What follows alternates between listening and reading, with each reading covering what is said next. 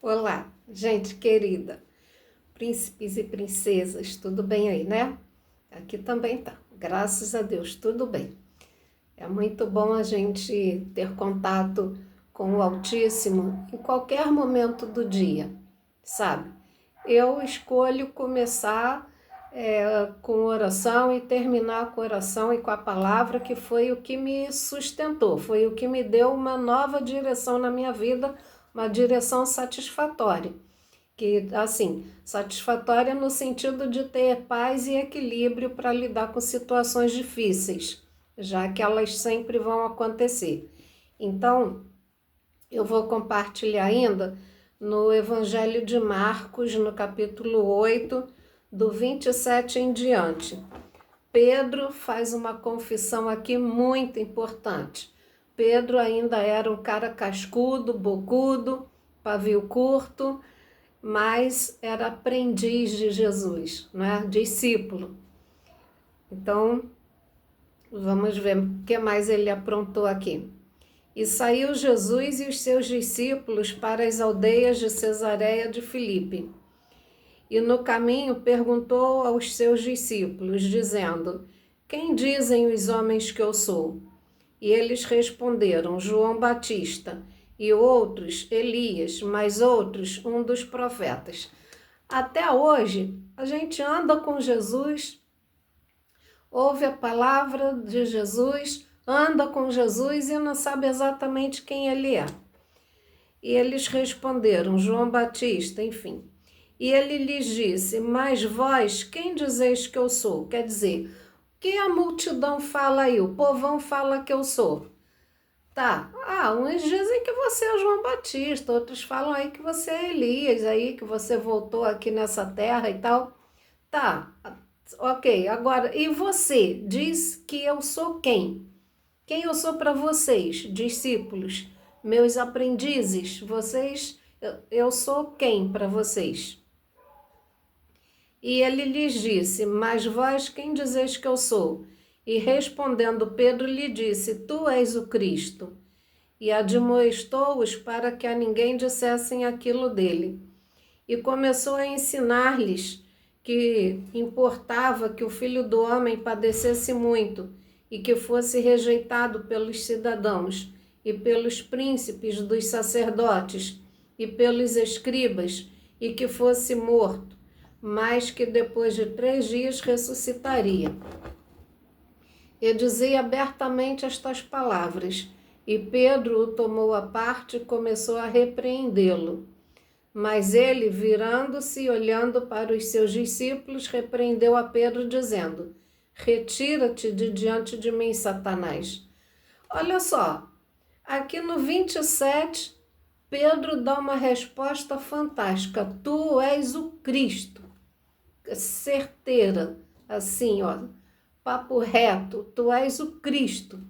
Então, agora aqui, Pedro já está emprestando a língua para Satanás. Ele não era um endemoniado. Naquele momento, ele estava sendo usado pelo inimigo, por Satanás. Certo? Mas ele, virando-se e olhando para os seus discípulos, repreendeu a Pedro, dizendo, retira-te de mim, Satanás, porque não compreendes as coisas que são de Deus, mas as que são dos homens. Então, gente, Pedro era ainda aprendiz. E tudo nessa vida é um aprendizado. Então, seguir a Jesus não é ser exatamente perfeito, nunca mais cometeu erro nenhum. O que não pode é a gente... sabe o que é que entristece o coração de Deus? Quando a gente não acha que tem que mudar mais nada. Entregamos nosso coração para Cristo, tá bom, já tá bom demais. Ele não precisa querer todo o meu corpo, não. Olha aqui, ó, tá, já tô te dando meu coração, o que mais você quer de mim? Não é isso não, gente. Isso é soberba que Satanás planta em nós. Por isso que muita gente aí fala que é de Deus, prega a palavra de Deus, ou não prega, ou não vai nem em igreja nenhuma, mas fala que é de Deus, mas está emprestando alguma parte do corpo para o diabo.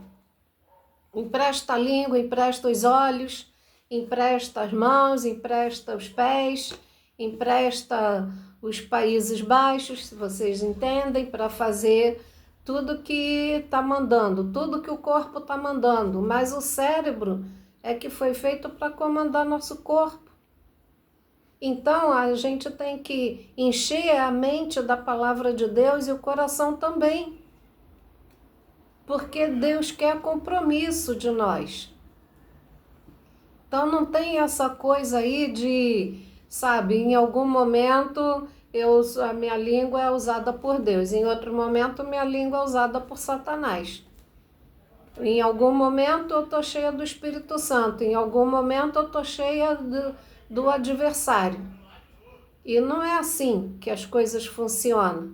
Então, a todo momento, a gente sabe, induzido a falar coisas que não tem nada a ver com a palavra de Deus, que vai envergonhar o Evangelho. Então, é isso.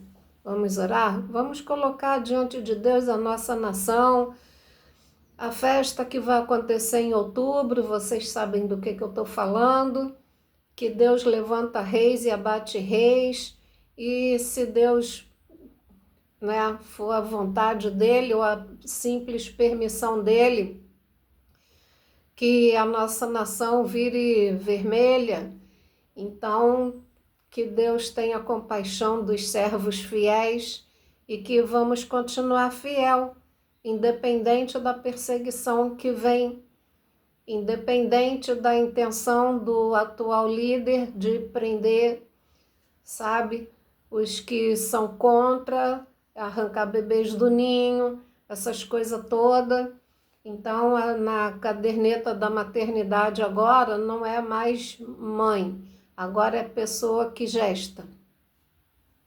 Então, gente, essas coisas todas aí, se Deus permitir que continue assim e que, sabe, começa a aprender quem fala a palavra de Deus, então a gente tem que estar muito enraizado em Cristo para não mudar o nosso jeito, para não abandonar o Evangelho, porque Jesus é o único caminho que nos leva à salvação, que nos conduz à vida eterna na luz.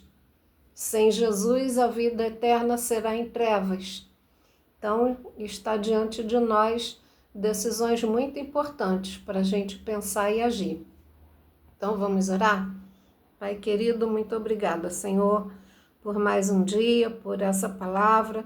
Sabemos que tudo que acontece de bom ou de ruim, Senhor, não é para nos entristecer, não é para nos ceifar, mas é para a gente crescer e amadurecer.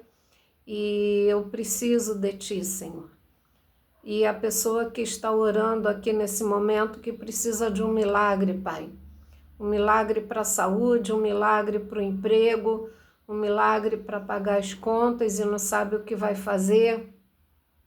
Em nome de Jesus, Senhor, dá-nos mais sabedoria, Senhor, ousadia também para falar da Tua palavra, do Teu amor, do Teu poder, Senhor. Sabemos que Tu levanta reis e abate reis, e está tudo nas Tuas mãos, em nome de Jesus, amém. Então, gente querida, mais uma vez, muito obrigada, continue orando, continue buscando, que vale a pena. E se esse conteúdo traz paz para você, se inscreve, dá seu like, comenta, pode discordar de mim, pode fazer uma crítica construtiva, que tá tudo certo. Vamos edificar vidas. Até a próxima, se Deus quiser.